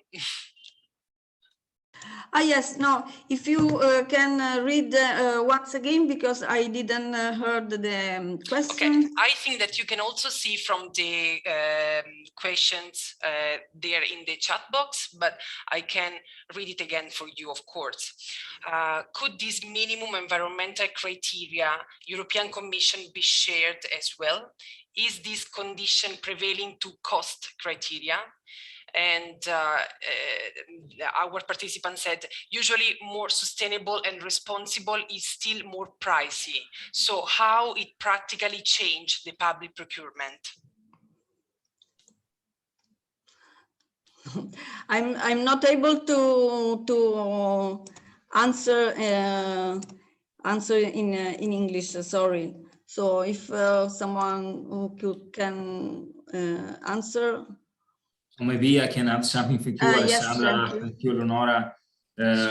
Well, actually, as long as there are minimum criteria, they are supposed to be there. There's no way they're not going to be respected.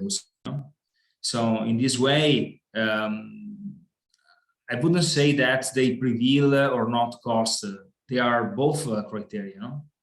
So it has to be environmental cost, minimum cost for the operation, but of course this doesn't mean that it is, I mean, if it's less expensive, it doesn't mean it cannot respect the minimum criteria. Minimum criteria shall be there, it's mandatory.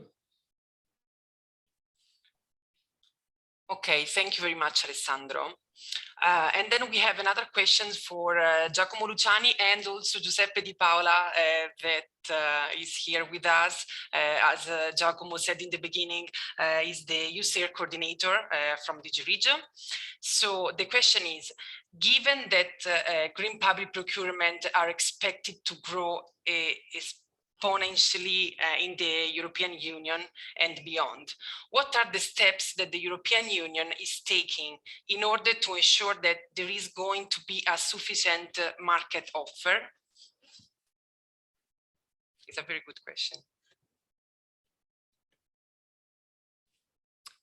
Giacomo or... Thank you, Leonora. Just sorry, Leonora. I tried to find the question. Would be helpful to see written. Is in the chat or in the? Yes. Wait. I will share it Thank with you. That's very kind. Thank you very much. I will share in the chat.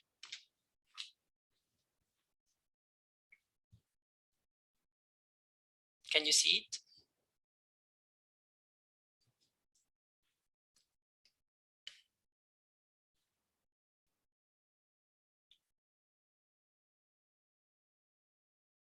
But Giuseppe, I can make a try. I really make a try. I'm sorry, because as I also clarify also with Eleonora, I'm not an expert in this field, unfortunately. But just maybe I can say a general maybe remark on it. I think it's a bit related to what the colleague from Regione Lombardia said. Because the point is that, you know, it's about all the context, the general context. So we heard from the Professor Manzardo, he said clearly, something will happen.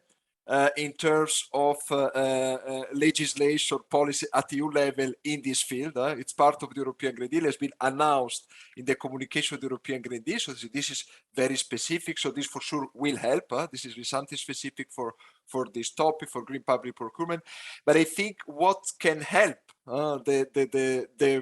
as you say, to be a sufficient, in order that there is a sufficient market offer, is the general context, is the general, let's say, trend we can say we have with these, you know, we talked about this common vision a bit of the European Green Deal, so the fact that there are a lot of policies are now going, you know, in this direction of greening. So there is this in the context of this green transition. So this, I'm sorry, is a bit general, but I think I'm really convinced. This was also mentioned by the colleague a bit in a different context before. I think this can prepare really the ground to help also the market offer for this, more sensitivities for these issues. Everybody goes in this direction. I think this can help also these specific issues of the green public procurement. But I don't know, Giuseppe, if you have something to add.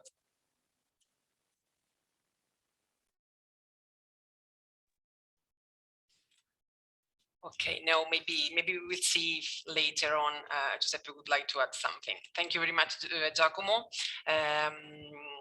Yes, yes, I think that it was also already said in a general context from our colleague Viviana Catalano, from the experience that Lombardy region already have. Yes. So now the next question is for Professor Manzardo. I can see here from the chat. So it's what is the updated situation, the estimated data compared to 2016 figures? Do we have an expected positive impact through the help me implementation? I cannot SDGs. now. Thank you. Yes. SDGs implementation. Thank you very much. Sorry. And then again, okay, this one is the first question. Then we see the next one. Thank you. There are a few questions there. Thank you for calling from Greece. What can I say?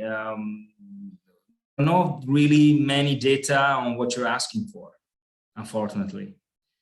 The last update of the planetary boundaries was from 2015. There is some studies that focus on a specific aspect that, you know, present updates, but there is no, I would say, one common ground for presentation of the results. So I wouldn't recommend any at the moment. But let's see if Stefan and colleagues will come soon with some updates. For example, I know that there was an update on the issue of buildings. So basically, what are the planetary boundaries related to the building situation, which is the center of, for example, European Union policy, the Energy Building Directive, for example, every public administration to design net energy zero buildings starting from 2020, so last year. So there's something on that. Do we have expected positive impacts through SDGs implementation? It is more an opinion rather than a fact. I believe yes, at least SDGs open the door to discussion to many issues that are very important for us in order to achieve sustainable development. If you go to the UN Sustainable Development Insights, you should also be able to have an idea of the monitoring of specific aspects. But there's no, let's say, clear rate for every single target, but there are a few. So maybe you want to have a look there. With reference to EUSAIR region, okay. Well, let's do it. Let's put it this way. We in our project are making some proposal for monitoring performances of EUSAIR region.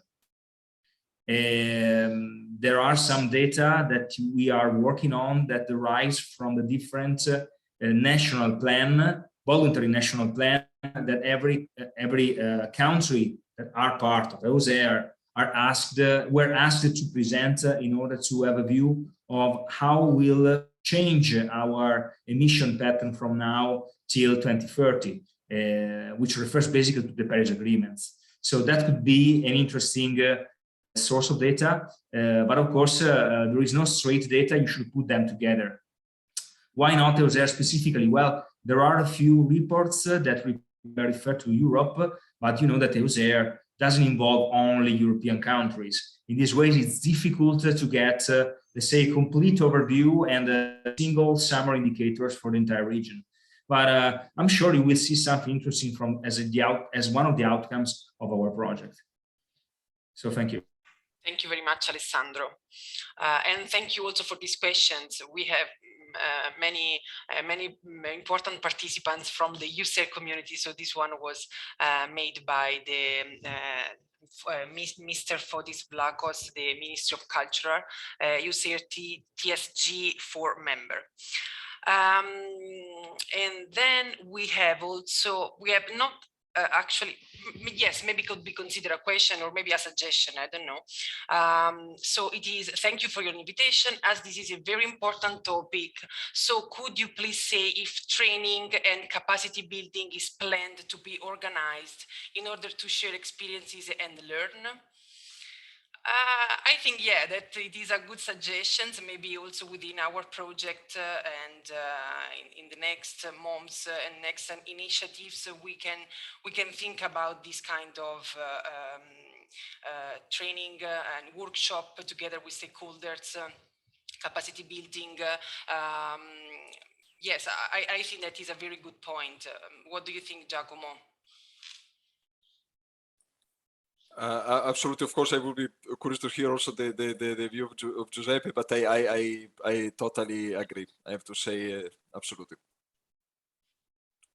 Yeah, here I can see. Yeah, hello, Giuseppe. Here you are. Hi. No, I cannot but agree. I think that's important. That is also part of the projects where you will have 2 more meetings like this one, but then also for the future, I think this is something important to keep in mind. Yeah. Okay, then I think that the questions are over. I don't know if someone else would like to add something, or we can go to the conclusion very on time. So now, actually, for the conclusion, I would like to call again Professor Manzardo, Alessandro, to wrap up and give the main key points of today's meeting. So if you can help me in this wrap-up moment.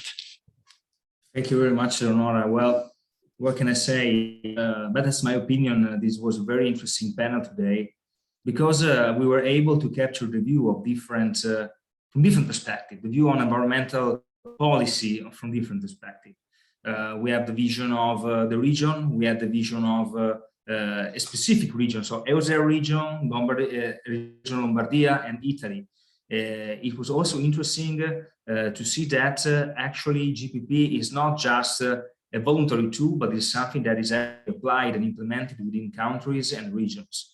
And it's actually implemented in a successful way. We see it from the results presented by Dr. Mascioli, related, for example, to the significant increase of the number and the quantity in terms of euro of procedures that refer to green procurement. Well, apart from these, which is basically an objective outcomes of what we have seen today from the numbers and the opinions of different colleagues. I see that there is definitely something that we have to work on in terms of the implementation of GPP. We are just at the starting point. GPP is mandatory in one country, which is Italy. It's mandatory in Slovenia for some of some procedures, not every procedures, but in many other countries, is still yet something that is to be accomplished in the future.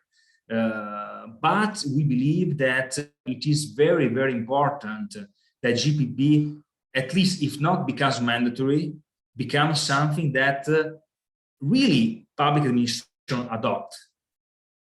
Why? Because adopting GPP basically means to make a shift, a change in the way we purchase our goods, in the way we think that is our role within the path towards sustainability. The role of public administration is fundamental. The role of citizens is fundamental. GPP is already a practical guidance. It's something applicable. We can see it from Italy. It can be applied everywhere in Europe and beyond Europe. So there's no reason there's no really reason for not looking at the different criteria and try to stick with those criteria, because those criteria means to change toward the adoption and the achievement of the Green New Deal goals. And this also means innovation. It's not just an application, it means innovation. Because as long as will be a demand for new services, we reduce environmental impacts, there will be companies working to improve their performances, to deliver new products, because only in that way, environmental will become a competitive advantage. That's what I wanted to share based on the very interesting presentation of our colleagues. So thank you very much. Thank you very much, Alessandro, and thank you to all the speakers. As Alessandro already mentioned before, the next appointment is Monday, December 13 at 10, entitled The Use of EU Standards and Regulations Toward Strategic Environmental Management. So I kindly invite you to participate. In a few days, you will find all the information on the forum website and on the EUSAIR stakeholder platform. I invite you to subscribe on our newsletter and to stay updated on our upcoming forum initiatives. And the last appointment will be on February, when we will share with all of you and together with the DG Regio the results of the project that remind you to be EUSAIR bringing the Green Deal to the region.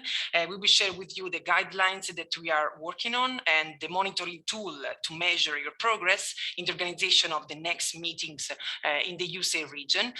So yeah, all your comments or your suggestions, even by mail, if you are thinking about any kind of questions in mind, please just send it to us and we will try to reply the next time. So yeah, thank you once again for participating. Thank you, speakers, and see you next time. Thank you very much. Thank you very much. Thank you very much. Thank you. Talk to you soon. Thank you. Bye Bye. bye. Thank you.